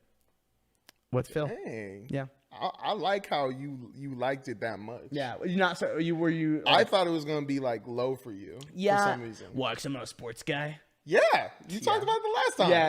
Yeah. I'm not a big sports guy. I've never been a big. I dabble. Like I watch basketball, but like I'm not like super into it. Yeah. I'm very much casual. But I enjoy the good sports movie every now and again if they're great. You know, like F1's an example of a movie that I thought was like really good, but I'm not like clamoring to watch that movie again. This movie I respect for being so different and being decently like deep. It has layers where I'm like, oh yeah, 100%. Like this is one of those movies, if people ask me like what are your favorite sports movies, yeah, sure. Like I don't think it's a 10 out of 10, but I would say like, yeah, 100% he got game. Like it's such a good movie. I'm trying to think, what would you say Coach Carter is a 10 out of 10 sports movie? I haven't seen it in a while. If anything, I'll push the 9 out of 10. I don't like throwing out 10 out of 10s. You know, the only 10 out of 10 I've ever given, K-pop Demon Hunters. Everyone should go watch it. But, or at least on the podcast. I have other 10 out of 10s. But like, I think maybe it's the closest sports movies ever gotten to a 10 out of 10 for me. Yeah. But I'm even trying to think of some other sports movies. Like I think of like Space Jam 1, 2, fine. Space Jam 1's a classic. Space Jam 2 is fine. Yeah. What are other sports movies? Name them. I've probably seen them. Can you even name it? I'm trying to think of them now. Yeah. Like the first thing that or came like to mind I think was of kicking Ford and v screaming. Ferrari. Ford v Ferrari is another one. That's like kind of sports racing, whatever. Like that's another freaking. I love that movie. That's a phenomenal movie. Remember the Titans. Holy crap. I've never seen Thank that you. one. I just went blank right when I was thinking all the sports movies. Remember the Titans is such a good one. You would love that one. Like that's up there with Coach Carter. Oh, It's there's definitely one up I there with Coach watched Carter. as a kid. I don't know how good it would be now. You know what? Checking it up. Maybe because I'm thinking there have been a couple sports movies where it just gets too like Cheesy. They're always cheesy. They're always cheesy. That's why I'm probably going blank a little. Well, what about Airbud? Okay, yeah, classic. That's another classic. What about hey, Airbud? Hey, no shade on Airbud, man. He's old though. Like he's retired. But Airbud, You know, they're making another one. they're making another one. Yeah, yeah. Airbud's another good example. But again, like cheesy, and that's 100% a kids movie. Yeah. But that's a classic, you know. But yeah, sports movies just never really resonate with me. But this one I like clicked with a lot. Mighty even Ducks. if Mighty Ducks is Mighty another good Ducks. example. Even if I'm not like obsessed with it, I'm like, this is a good example of like, wow, this is a fantastic sports movie, and I think a lot of people should watch it, especially if you like sports. Yes. Phil. We're at number 3. Yeah, I don't know why I thought maybe I didn't press recording, and that would have been really awkward. What's What's your number 3, Phil? At number 3, this is where I have Inside Man. No. Yeah. I mean, good pick. Is it because you have it at number 2? Yes. yeah. I mean, you didn't get to see highest to lowest yet, so Yeah, what's that's up, bro? true. There's no shame on it. But Inside Man really had me engaged way more than I thought I was. I thought it was gonna be a really decent, oh, here comes the twist, bank robbery. No. This was, as the guy said, the greatest bank robbery of all. Oh, 100%. Wow. This is the heist movie. The planning that he did just to think of the whole thing. And he was very smart on what he did. He was very smart. I was shook. A lot of decisions. He was just sitting there. Okay. Put him in the clothes. What clothes? What are you talking about? Well, no, at first he said take them off. Then he checked everybody, took their phones, and he was like, all right, put them in the clothes. I was like, wait, what clothes? You ain't going to put them in the other clothes? Had them on the same outfit as them. They kept switching over and over again, which really had me interested because then even the people they were switching were people that were in on the plan too. And it was just the overall fight between them and the cops, where the cops are trying to figure out everything, and then like over and over again, like he has to step up on them, and it's just impressive. It's like this guy, you're thinking he's gonna fail, like you're thinking it's not true, he's not gonna do anything, and then he succeeds, and it's like, whoa, wait, he got away with it. Like he cleanly got away. It's not like he barely like at the cusp. I was thinking out of nowhere, like not Samuel L. Jackson, Denzel Washington. That's racist. Denzel Washington. That's racist. I thought Denzel Washington. They don't all look the same, Phil. Yeah, they don't. But I was thinking out of nowhere, he was just gonna come out like what happened in Heat, where he just finds the bad guy and he's like, so you thought you were gonna get away from me, huh? You thought you was gonna get away from me, and no, he had a diamond in his pocket, just let it go. And the guy just cleanly gets away, all stinky and everything. All stinky. Because he was in there for a week, I think. He was, yeah. He was in there for a while. But all I can say is a very well put together plan. 100%, yeah. And way to prove me wrong. I thought it was just going to be like this idiot starting off, oh yeah, I'm pulling off the greatest bank heist of all time. And he gets caught later, but no, he really did pull off the greatest bank heist of all time. Okay, so this is my number 2. I'm very passionate about this movie. Honestly, it's unfortunate. This sounds bad. It's unfortunate that my number 1 is what it is, and I won't say. I mean, it's obvious which one it is. It's the only one that's left. But then number 1, number 2 are just completely different movies, and number 2 is so much more of a me movie. Inside Man is literally one of like the smartest movies I've ever seen. Yeah. It's so weird. The fact that like you do think the entire time, oh, they're going to catch him. They're going to catch him. But the movie has a really unique twist where it's like, oh, well, maybe the bank robber isn't the bad guy. It's like this evil, like rich guy, which I would have guessed. But like, it's like this evil rich guy that like has like this weird random side plot. And you're just like, I don't understand what the point of this is. But then the way the movie kind of fully connects and everything comes together literally perfectly. I tried to find holes in his plan. It is literally genius. Like, you have everyone dressed up the same. Yes. Genius. They can never figure out who the guy is missing. relying on everyone to like tell you how many people there are, it's never going to happen. It's too chaotic. Obviously taking away everyone's phones, having all those demands, you know, building that thing, wasting as much time as you can. And Denzel Washington's character figures that out, like, oh, they're wasting time. They don't actually want anything. But like the fact that they're never able to properly figure out why is so good. And I think it would have been such a cliche to be like, Eureka, I got it, you know? And then they like get him and they break in, whatever. No, he gets a clean getaway. And then like, they have the like the callback to with his wife and like him giving them the ring or like the diamond, and then like him bumping into him getting the diamond. It's like, oh, what the heck? And then it's like the twist. The movie just slowly unveils itself like throughout the movie, and this is like a great example of a Spike Lee movie that's literally paced perfectly. It just slowly unveils itself, slowly, giving you little things, and then it comes together like literally like glue, bro. It's great. I love this movie. This is one of those movies I want to watch again. Like, and again, like I told my friend, I was like, I have a movie I need you to watch. And I told him, and he was like, all right, I'll check it out. And like now he has a little tab for movies that he needs to watch. He needs to watch it. You got to watch it, man. Yeah. You really do. It was very impressive, very well shot, very well done, and incredibly smart. Yeah. Incredibly It's such a good movie. I love Inside Man. I think it's like this. That's my favorite Spike Lee movie on this list, or probably just in general, because these are the only movies I've seen of Spike Lee. This is my favorite Spike Lee movie, but it's not the best one, and we'll talk about that later, because I imagine it's also your number one. So Phil, what's your number two? At number two, this is where I have highest to lowest. Yes, okay, highest to lowest easily. We've talked about it extensively, but obviously, please. Everybody's been giving their takes on the movie. I really do not care, because this is my take on it. I just really, really, really love that movie, because to me, it's not just that I think that was one of Spike Lee's best, like, directing, like, jobs on just showing New York, but it's also just really good on telling a dilemma with this guy, David King, who owns a very successful music company, and he's battling between buying his love and buying another love back. Pretty much. It's like two different dilemmas. And then you're thinking that's the whole thing, but then later there's another story with it. I don't want to spoil it for you, because that's the thing that really won the movie for me. Because everybody else is talking about, oh, it's too wonky, it's too this, too that. But personally, it spoke to me, like, really, like, on something that I wanted a director to speak about. Like, I feel like Spike Lee in this movie was really talking to the younger generation. I've been watching other reviews and nobody's really talked about it. I think it's only because they haven't seen it, or because I was just touched by it in a different way. But I just really feel like he was trying to talk to the younger generation of today that's really obsessed with trying to get attention or publicity in the most wrong way. Like the most toxic way. Like, and the example that I use is the streaming culture. Like, and I'm not trying to bag on streamers, because I think that what you all do is really cool and really hard to like get views on and everything. But there is a toxicity to it. Like, there are some creators that do everything purely for getting the clicks, the views, the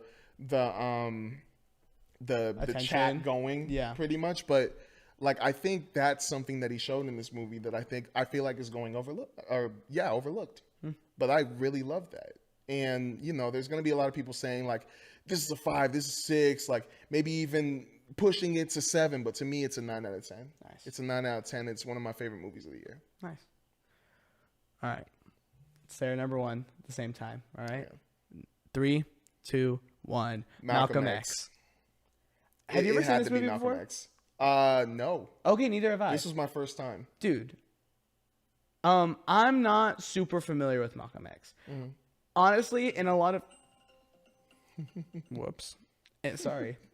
I think in a lot of unfortunate ways, I don't think he's talked a lot about in school. I think he's always touched on like I know who Malcolm X is, you know? Like, I know his role. I know like some of what he did, but like I'd never fully understood who he was. And this movie is like genius. Yeah. Because I think like even if you disagree with his values, his views, whatever, like you can really see why he thinks the way he does. Yeah. And Spike Lee and Denzel Washington do literally a fantastic freaking job of like making you really see like, oh, but like maybe he's also justified in thinking the way he does. And then like something that I don't think is talking about is his development near the end of the movie. Yes. When he switches. Like, and I didn't know that. I thought he was always like the extreme, like very much just like strong activist, like never switched up. No, he does. Like, that's actually very much a thing that he like goes through. And I don't think, not to hate on the education system, I don't think it talks about that enough. And I think that's really important to like his story, right? Yeah. I just think this movie's freaking excellent. This is a movie everyone should watch. This is Very well a done. 9 out of 10. I think like it's a 10 out of 10, like arguably.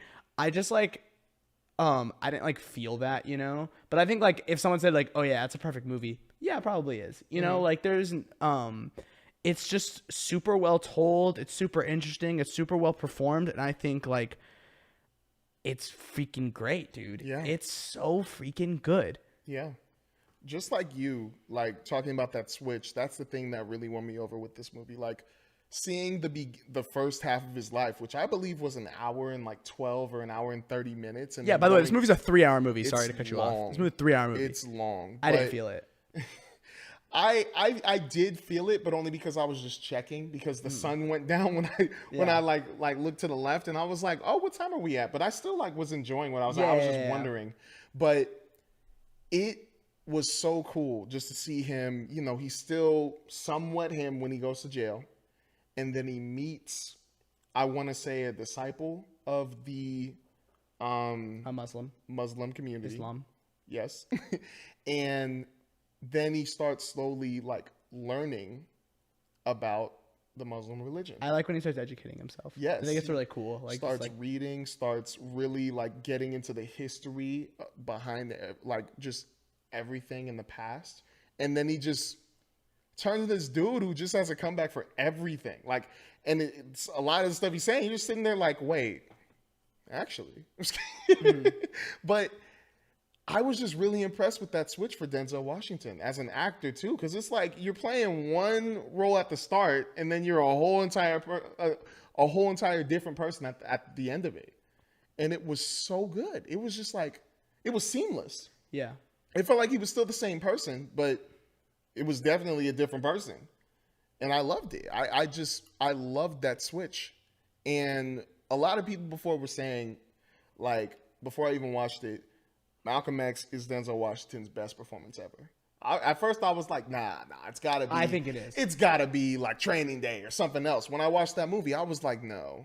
It's 100%. Yeah, this is his best. Yeah. Like I wanted to say highest to lowest for a second was his best performance to me, but I kept going back and forth. I wanted to put highest to lowest number one, but it had to be Malcolm This X. is one of those all-timers. Had to. Like, it's like, dude, that is literally a perfect performance. Such a good story You know? too. Yeah. Such a really It's good great. story. I loved Malcolm X. It's going to be one of those movies that, like, I don't know if it's like, yeah, I'll say this. I think it's one of those movies that I would want everyone to watch. Yes. Because not only is it just a really good movie, it's very educational. It's very interesting. Mm-hmm. I just think it's such a good watch and such an important watch that I'm like, yeah, why wouldn't you sit for 3 hours and watch a Malcolm X movie? You know, like I would have never, dude, you ask me like, how old am I? I'm 20.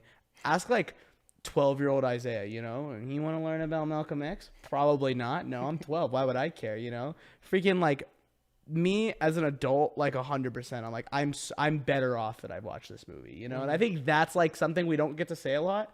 Like, oh, I'm better off for watching this movie. I 100% think that with this movie. I'm 100% better off. This movie was so educational. I got to learn a lot. I actually did a lot of research on just like him and like stuff going on during the time just while watching the movie. I was like, I'm like, you know, like I'm curious. I was like, I'm just look that up. And yeah, I thought it was really good. I think too many circles try and paint Malcolm X as this bad figure, and this movie does a fantastic job of showing that like he's a person. You know, like he wasn't just this activist. He's actually a guy who like not only got to where he was, but also is not only just in the way he's thinking, but also like is like a good guy. He's not a bad dude. Again, even if you disagree with him, like I think you would be wrong in saying that he's a bad guy, because I don't think he is at all. He's a very smart, intelligent, like that was redundant. He's a very smart guy who was fighting for a cause that needed to be fought for, even if it was in a way that like other people weren't fighting for it. You know, even if he wasn't fighting in the same way as Martin Luther King was, right? Both important people, both had different ways of going about things, and I think it's important. We always hear about Martin Luther King, and I think it's important to also look at Malcolm X too. Big time. Yeah. And also another really powerful scene in that movie to me was him just directing all the brothers to go down to that police. I think it was the hospital, all in that straight line, all in sync, all like looking like soldiers and everything, and the people who aren't part of that religion following them. Yeah, going like, well, what are you gonna do about it? And they just show up. They standing right there, cops right in front of them. And he's all stern talking to that cop, going like, no, we're not moving. We're not moving until we see our brother. And everybody's in the background just yelling and stuff. And the cop says, well, you guys got to disperse because there's going to be chaos and you don't know what we'll do. And next thing you know, he's just like, and I'm like, whoa. And then even the cop says it himself, that gave me chills. He's like, that man with that type of power is dangerous. And I went, okay. All right. I was going to go into my little Denzel. I'm putting cases on all you guys now. But I really, really love Denzel Washington's like Malcolm X. That was an unbelievable performance. Unbelievable. Should all go watch Malcolm X. Everyone should go watch Malcolm X right now. Yeah. That's a great movie, dude. Genuinely. I'm really happy I watched it. I'm really happy I did the Spike Lee list. This was fun. I'm not gonna lie. This was really fun. Me and Phil have a couple ideas of like highlighting movies that we'll definitely reveal later once we have proper plans. Yes. Speaking of secrets and proper plans, Phil, you said you had a secret for me, and you never said it. Yeah, and it's gonna be unsaid until the moment. Oh, so I have to wait? It's worth it. Yes. Oh, okay, I have to wait. Never mind. I thought maybe you forgot. No. But yeah, again, dude, Spike Lee was so much fun. I'm definitely gonna check out some more of his movies. I didn't think I was gonna like him as much as I ended up liking him. Yeah. I just didn't think a lot of his movies were for me, especially after looking through his portfolio. But it's not for everybody. No, 100%. But everybody, but he is a director that a lot of people should appreciate. But yeah, he very much should be appreciated. Yeah. He's a genius. So we were talking about this before camera started rolling. Malcolm X didn't win Best Picture. No. Denzel Washington didn't win Best Actor. Yeah. It probably won some awards. Angela Bassett is so freaking good in this movie, by the way. I imagine she didn't win anything either. Real Crime. This movie should have won a lot of things. I imagine it won stuff in other places probably. I'm low-key now trying to remember what movies it was competing with. In that year with the Oscars. Honestly, I know you said the Clint Eastwood movie. That's the one that won. That was the one that won. But regardless, I just think that movie is so excellent, and I think more people need to watch that movie. Yes. I think on Letterboxd actually it's at like a 4.4 out of 5 stars. Like on Letterboxd? Yeah. Oh, it's my bad. I heard a 4.4 and I was my fault. Like you thought out of 10? I was like out of 10. That's criminal. Yeah, let me double check. Criminal. Yeah, it's 4.3. Yeah, I gave it 4.5 stars. I think it's such a film, dude, and you guys should all go watch it. But anyways, Phil, let's move on to something a little different. Yes. We're gonna move on to some horror stuff. We're getting a little creepy here, Phil. Getting very creepy. Alien Earth season 1 episode 5 just came out, Phil. Wow. Again, I want to say at the top, I wasn't super passionate about the show. I was like curious about it. I was like, this will probably be good. I'll definitely check it out. Phil, after this episode, dude, I am so sold. Oh my gosh, dude. This episode was a freaking banger. That was incredible. Dude, it was late. I got home super late. I got home like 11. And I you got scared, didn't you? No, I didn't. I pressed the episode and it said an hour and I was like, I'm gonna be up for a while. All right. I wasn't tired at all. I was just like I was so focused. It's important. I'm gonna say at the top, the episode basically. I don't want to actually spoil too much because I think. Or should we spoil it? Probably. Yeah, let's spoil it. Yeah, who cares? Just do it. So this episode basically is the follow-up to how the show starts. Yep. This episode basically explains to you what happened to the crew and how the ship got onto Earth. Yep.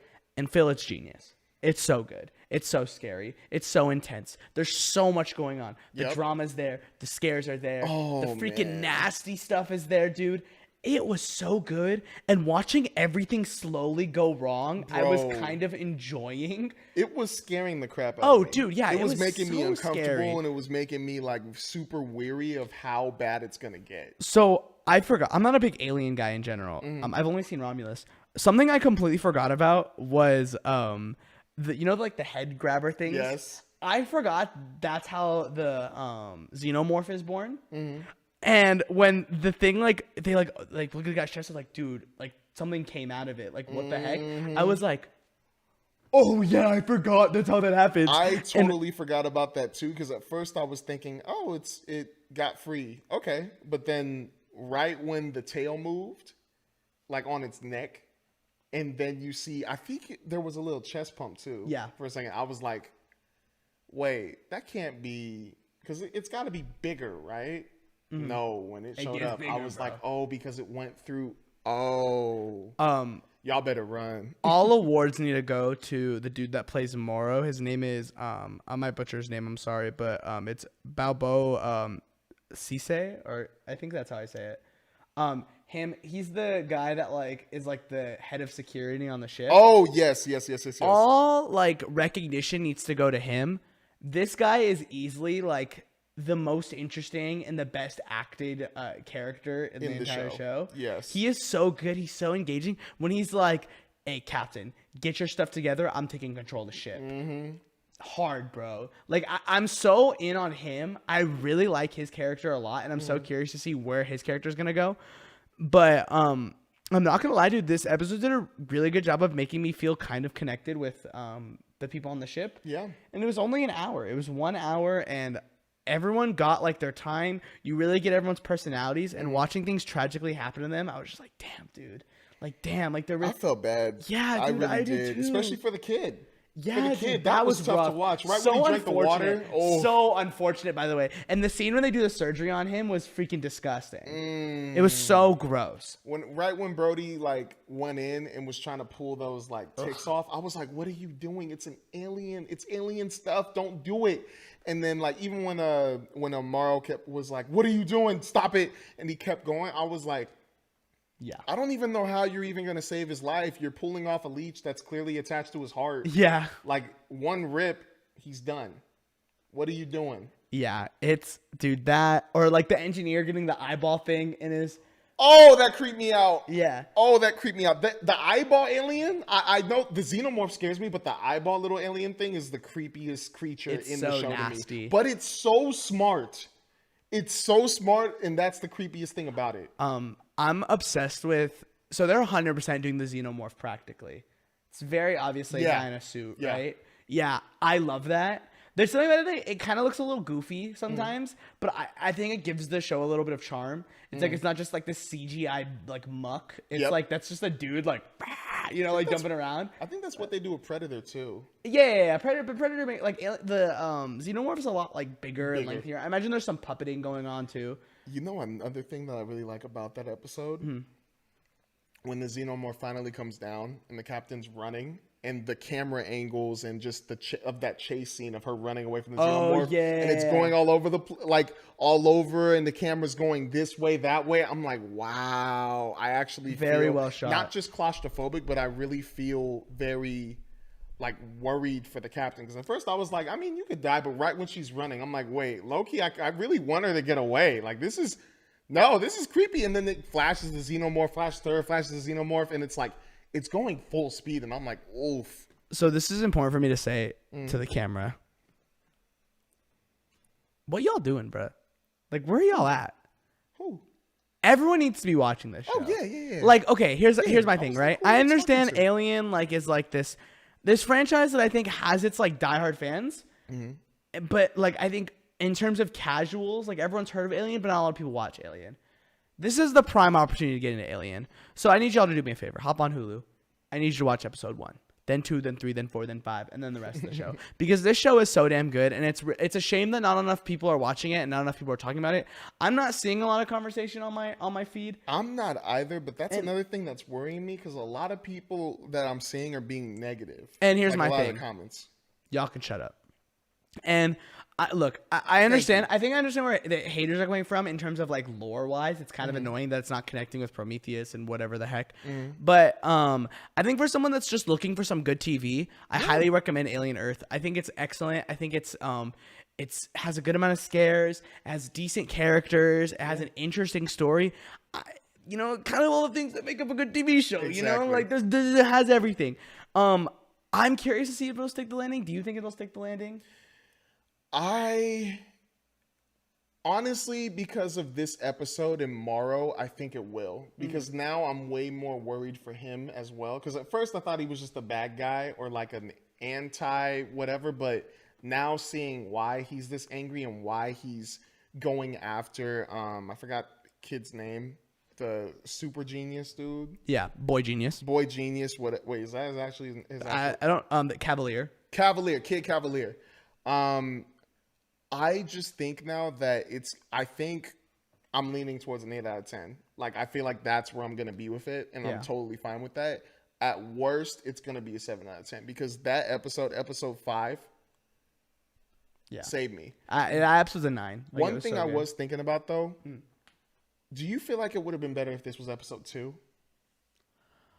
I was debating it because I'm like, I really do like the kids who are synthetics in their arc and how it's going, but also I kind of feel like episode 2 would have been good, and then going into the synthetic story, unless that would have been too much. No, yeah, I think it would have been too much. I disagree in the sense that I think taking a break from the main story in the middle kind of helps like justify what, like, because look, you give the villain Morrow.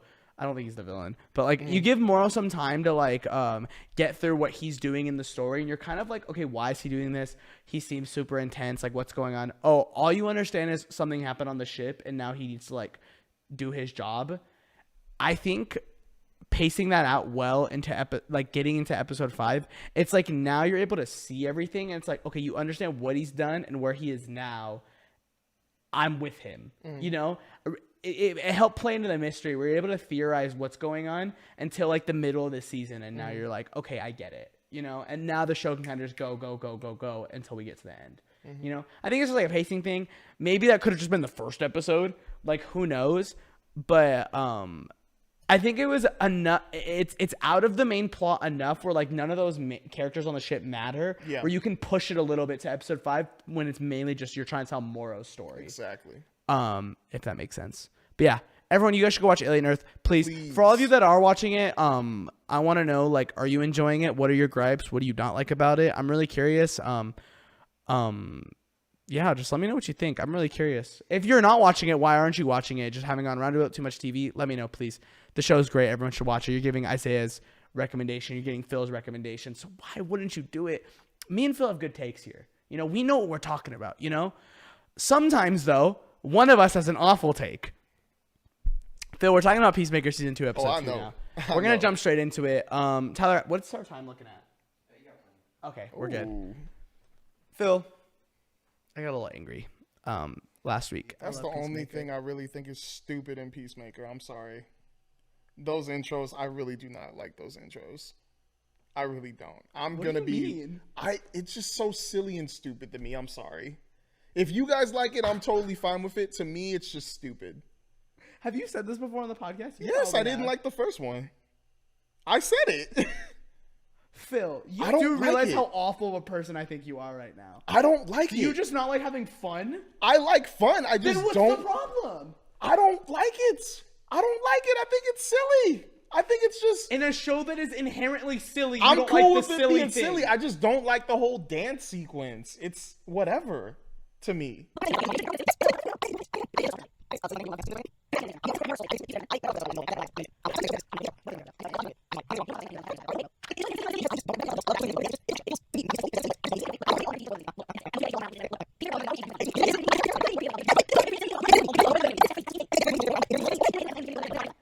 That doesn't work for you? It doesn't. It doesn't. We're going to have a civil conversation, but it's important that I just mention off the jump, the needle drop. It felt so nice to be back, dude. It felt so nice for like the Rick Flag Senior thing to happen and like him finish the conversation and then the music, you hear the music hit and then it cuts to the intro. It hits every single time. I actually watched the full intro this time too, just for you, and it's great. Can you hit the move? Hit the move that he hits in the beginning when he hits the. It's so funny. I love it, dude. It's just not for me. I'm just gonna say that it's just not for me. It's okay. But I do think it's cool that he does show the story of the whole show pretty much through that dance. Yeah, but it's not for me. Like he shows the whole cast. Yeah, that's okay. So, what did you think about episode 2? I really like that opening with Rick Flag. Rick Flag Senior. My bad. Rick Flag Senior. You can just call him Rick Flag. But just because it's incorrect, I always forget the bearded guy's name. Oh, you see, no, don't tell me. That's the hard thing. Economos. When Economos and Rick Flag Senior are talking, he's showing him through his Argus, correct? Yes. And Rick Flag Senior is just like, yeah, okay, this is my office. Stop kissing up to me. Show me the files on Peacemaker. What?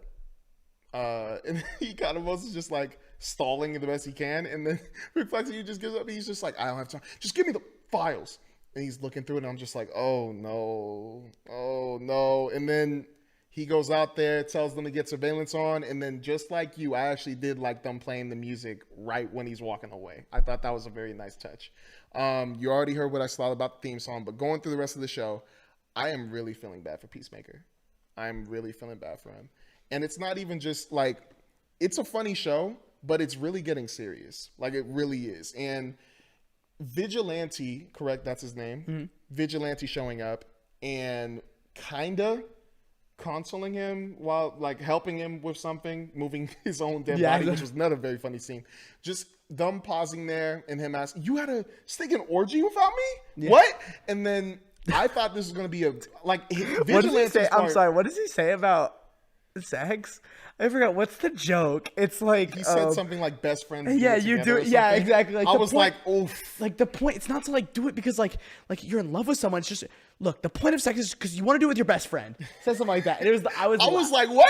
Dude, he is so funny. He really I love him. I saw. Sorry, really fast. I saw a lot of fan cast for him as Deadpool, and I was like, I would love for them to do that at some point. Yes, he would kill it. But also, stay a vigilante. He's so funny. I think the thing that really made me, minus the whole orgy naked people stuff, I think it's what Peacemaker says right when Vigilante's like, he's like, oh, what? Like, orgy, you should have done with me. He's really serious in that moment. He's not just like talking to him, trying to be funny or like just trying to pass it off. He's really serious. He's like, I was in my flesh. I was depressed. It just happened. Like he's not taking that as like this was a great time. Like I was just trying to get effed up. I mean, he wasn't doing anything. He was just like sitting there, Yeah. Like, but that's what I mean. Like he's really going through something, and I hope Vigilante could see it soon, but maybe not. But I like how the show's showing us that because in season 1 and even in all the other projects that we've seen Peacemaker in, he's been this very confident, very like outspoken dude, and right now he's just very like. I think if the first season was about Peacemaker becoming a superhero, this season is about him becoming a human. Yeah.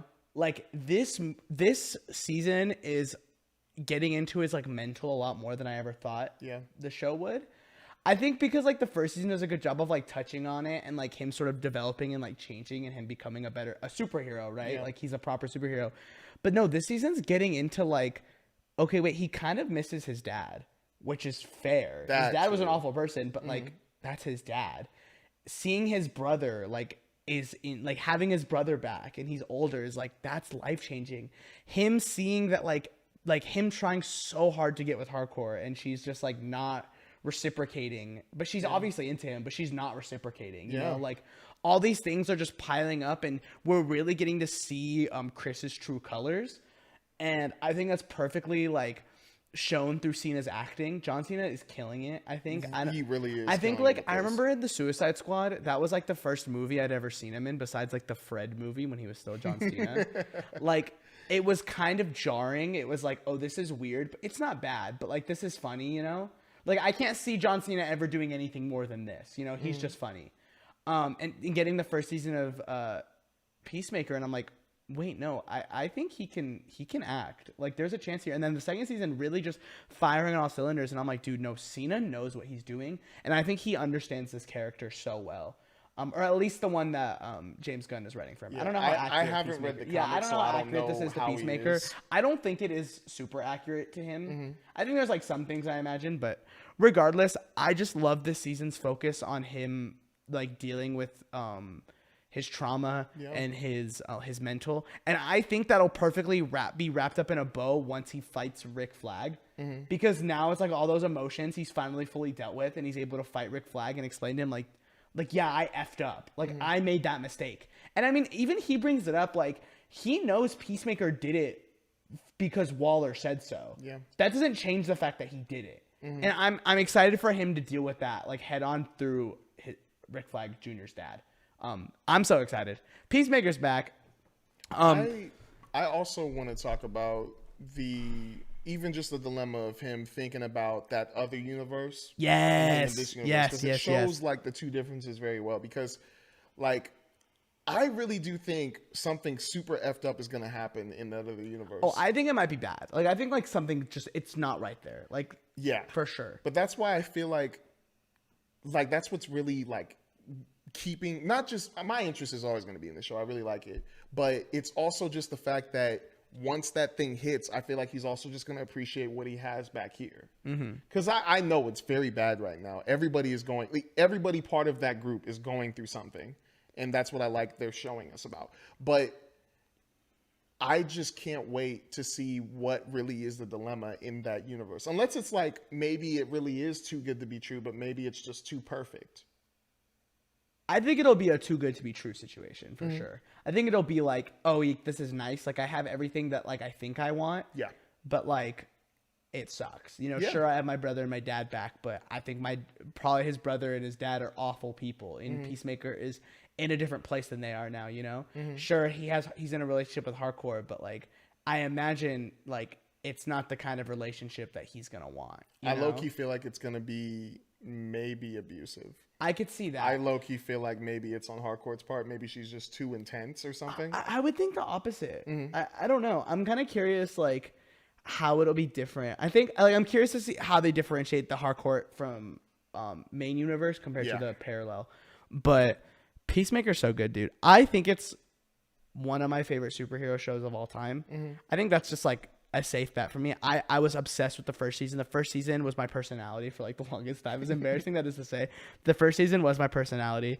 But like when I think about it with like some of the MCU shows and some of the DC stuff I've seen, some old animated stuff, like I'm like, no, dude, freaking Daredevil, Peacemaker, Spectacular Spider-Man. If I'm just going off the dome, that's probably my 3, you know? And then X-Men 97 is probably a 4. Like, that's Peacemaker is fan freaking tastic. James Gunn doesn't miss. All the writing team isn't missing at all. Like I just think everyone in the show is firing on all cylinders, and I think the second season has like strong potential to be better than the first. And I would have never expected that, dude. I would have never expected the Peacemaker show to be good. You know, I think we've talked about it before. When the Suicide Squad came out, I remember being like, "Oh, we're really getting They announced it before the movie even came out. Yeah, and I was like, we're really getting a Peacemaker show? Are you serious? Like, DC doesn't know what the heck they're doing. You know, like, they're scrambling for anything. Then the Suicide Squad ends up becoming one of, like, top 3 favorite superhero movies of all time for me, and I stand on that. It became my favorite James Gunn movie of all time. And I was like, oh, I want to know what they're going to do with Peacemaker. And then Peacemaker being just as good as that. Like, I'm like, holy crap, you know? I'm in my peak life, bro. Like, it doesn't get better than this. I want to ask you a question real quick. Yeah. So, this is like the first phase of the DCU. Yeah, the Gods and Monsters is what Gods and Monsters. So, just naming the projects, we have Creature Commandos, Superman, Peacemaker Season 2. Yes. All right. So, in phase 1 of Marvel, Iron Man, Incredible Hulk. I like where you're going with this. I like where you're going with this. Yeah, Iron Man, Incredible Hulk, Thor, Captain America, First Avenger. And then I think it was Iron Man 2 after that. I made a hot take with somebody another day ago. I agree with you. You don't even know what I'm saying yet. I know He doesn't know what I'm saying yet. I said that the DCU Phase 1 is going to be better than Marvel's Phase 1? Yes. Do you believe Yes. that? Not even a question. All right, why? Marvel's Phase 1 isn't that good. Hot take. Marvel's Phase 1 isn't that good. Hey, guys, you guys all remember these movies being like creme de la creme, like the best? No, that is not true. Like, Thor isn't that good. The last 20 minutes is good. Iron Man 2 is so boring. I liked Iron Man. I don't like it. Oh, cool suit up scene. Incredible Hulk, awful. It sucks. Iron Man 1, a classic. First Avenger, decent. Avengers, great. Okay. Superman, fan-freaking-tastic. Really good. Peacemaker Season 2, so far. Fan-freaking-tastic. Yeah. Creature Commandos, pretty good. You know, I'm not going to glaze it, but pretty good. I'm trying to think, was there another project that came out for the DC, or it's just I mean, if we're counting the Suicide Squad, like... But like, it's not technically, it exists in the universe, but like technically it wasn't part of it. So I won't count it. And what do we have coming out next? Lanterns. Lanterns And then Supergirl. next is Supergirl and a Clayface movie. Yes. Right? Yes, dude. DC is 100% Phase 1. And look, Phase 1 of DC is going to be significantly longer than Phase 1 of the MCU was. Yeah. But I think if you take the first three, you take Iron Man, Thor, Captain America: First Avenger, and then Creature Commandos, Peacemaker Season 2, Superman. and Superman. I'm taking DC. Like, shoot me all you want, slander me, call me a bandwagon, whatever. Say I'm just a John Cena obsessed. Maybe that's true. Like, or maybe I'm just like James Gunn Glazer. I've always have been. Like, yeah, dude, DC is killing it, bro. And why shouldn't we celebrate this? Like, this is so freaking good. And the fact that like people are gonna immediately jump like, well, Marvel. Nah, bro. Like, look, I will forever love and respect the childhood that Marvel gave me. But where I'm at now, DC's serving. You know, DC is here. DC is 100% giving it to me. Sorry. You're good, bro. Nobody recognized that. It's just DC is in a place right now that I think Marvel wishes it was, and it's just not there. And I don't think it ever will be there anytime soon. I think DC is clearing Marvel in its first phase, and I haven't been this excited for anything superhero related in a while besides Invincible. But Invincible doesn't even really count because I know what happens. You know. This, I'm so curious to see where James Gunn's going to take it. And when we finally get to that Justice League movie, like, that is going to hit like crack, dude. So we are so back. And, yeah. I don't know. Like, the only reason why I was asking you that is because my friends, they didn't freak out, but they looked at me like I was a crazy man when it's a good take, bro. I agree with you. Look. Because it just makes sense. It's nostalgia, bro. Everyone looks at Phase 1 of Marvel and is like, yeah, that is the best cinema ever. That is not true. Like, if we, dude, even if we look at freaking like Rotten Tomatoes scores, like, they're not high. Yeah. They were hitting in a time where we weren't getting things like that. Sure, we were getting X-Men and Fantastic Four, but they weren't good. Like, those movies are, I'm not gonna say X-Men. I love X-Men movies. But like chill Fantastic out. Four movies, like, historically aren't good. If you look at the Rotten Tomato score, I mean, even the X-Men Rotten Tomato scores aren't good. X-Men 3 sucks. X-Men 2 and 1 are classics. Those are classics. I was about to say, you can't trash No shit. I love X-Men 1 and 2. They're classics. But X-Men 3 is awful, and then you have Fantastic Four, which is awful, and then you get Iron Man, and you're like, holy crap, like, what is this? Yeah, nothing can touch Iron Man. That's what I'm saying. Like, I will never. Iron Man's like, I don't love Iron Man. Like, I'm not like, but it. like, it's a classic, and I will forever respect it. But dude, like, DC, Superman is a classic also. Like, this Superman is 100% a classic. Peacemaker is a show that literally everyone should watch. If you like superhero content, why aren't you watching Peacemaker? You know, when I'm talking about like you love superhero content, you don't have to watch The Incredible Hulk. You can happily skip Thor. First Avenger, I would say you should watch. It's a decent movie, and Iron Man you should 100% watch. You know, I think DC is just in a far better place. And I saw a thing where it's like, it's a real shame that in the DC universe we're getting three Superman movies and a Clayface movie and a Peacemaker show. You know, or like, it was like, sorry, I'm misquoting the tweet. The tweet was, it's a shame that in the DC universe we are getting only 3 superhero movies and a Clayface movie, and that's it. Because they just announced Man of Tomorrow, it's an X-Men movie, 2027 in July or June. July. It's a shame. Is it? Not only do we not know, like, we don't know what James Gunn has planned right now, but also, like, if the movies are great, why do we freaking care, bro? Y'all just be complaining to complain now. Clayface movie sounds weird, but for whatever reason, I'm not mad about it. Where if Marvel said they were doing some villain movie, I'd be like, I'm good. I'll pass. They're saying they're doing a Clayface movie. I'm like, that sounds sick. Like, because it's who's tied to it. I think this is what it is. This is the difference. I think DC is just in a more creative place than I think Marvel is. Yes. And I think Marvel right now is trying to like grab whatever they can. And I really think they need to like switch up. They need to become more focused and constrained and not limited in terms of creativity, but limited in the amount of things they're giving us. Yeah. And I stand on that. DC is giving us like a good amount of things, but none of it feels forced. None of it feels unnecessary, and all of it can exist on its own and its quality. I think that's where Marvel wishes it was, and it's not. And I'm obsessed with where DC is right now, and I'm so excited for where it's going. Peacemaker season 2 is so good so far, and every Thursday I'm just like, I'm there. It's not even just that he announced Man of Tomorrow. He said also he's trying to do everything he can to get Static Shock in the universe. Yeah, Static, by the way, but I'm cool with Static Shock. But if he really does, I said this before, I'm gonna say it again. If he brings my boy Static into the DCU, I'm 1,000% a James. And they already said they're doing a Wonder Woman and a Teen Titans movie. Oh yeah, I love it. Like, sure, those things are in production. Like, we don't have, like, they're still working on those. And, like, there's no sign on the Authority. Sure, the Amanda Waller show probably doesn't exist anymore. The Wonder Woman, Amazonian, I forgot what they called it. Oh, you talking about the, like, Game of Thrones, but, like, it's in they put it off? Well, they haven't. You're talking about they just haven't said Themyscira? Yes, they just haven't said anything on it. It's in a similar place as Amanda Waller. The Authority, James Gunn's been very clear, like, it's hard to make it.